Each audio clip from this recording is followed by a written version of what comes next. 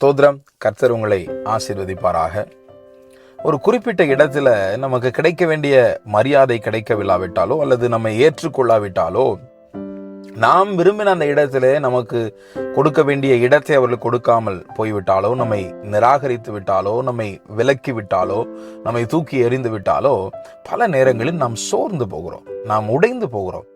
ஐயோ, என்னை இப்படி செய்து விட்டார்களே, நான் இருந்திருந்தான் நலமாக இருந்திருக்குமே, அந்த இடத்துல நான் இருக்க வேண்டும் என்று சொல்லி ஆசைப்பட்டேனே, விரும்பினேனே என்று சொல்லி பல நேரங்களில் நாம் நினைப்பதுண்டு. பிரியமான தேவனுடைய பிள்ளைகளே, ஆதியாகமம் 30:27 நாம் லாபானுடைய வார்த்தைகளை பார்க்கிறோம். லாபான் யாக்கோபை பார்த்து சொல்லுகிறார், நீ இன்னும் கொஞ்ச நாள் என் கூட இருந்தனா நல்லா இருக்கும். என்னன்னா, நான் உன் நிமித்தமாக நான் ஆசீர்வதிக்கப்பட்டிருக்கிறேன் என்பதை நான் குறிப்பினால் அறிந்து கொண்டேன். பிரியமான தேவனுடைய பிள்ளைகளே, உங்களுடைய உறவினர்கள் உங்களை தூக்கி எறிந்தார்களா? கவலைப்படாதீங்க. நீங்க இருக்கிறதுனால அவர்களுக்கு வர வேண்டிய ஆசீர்வாதத்தை அவர்கள் தான் இழந்து போனார்கள். உங்களுடைய கம்பெனியில உங்களை தூக்கி எறிஞ்சிட்டாங்களா? கவலைப்படாதீங்க.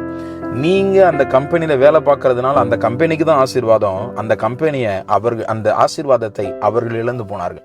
எந்த ஒரு இடத்துல என்னை சேர்க்கலையோ, என்னை ஏற்றுக்கொள்ளவில்லையே, என்னுடைய நண்பர்கள் அங்கீகரிக்கலையே என்கிறதான கவலைக்கு நீங்கள் போய்விடாதீர்கள். ஏனென்றால் நம் நிமித்தமாக மற்றவர்கள் ஆசீர்வதிக்கப்படுவார்கள். நம் நிமித்தமாக இந்த உலகம் ஆசீர்வதிக்கப்படும். நம் நிமித்தமாக இந்த உலகத்தின் ஜனங்கள் ஆசீர்வதிக்கப்படுவார்கள். அது எந்த இடமாக இருந்தாலும் பரவாயில்லை.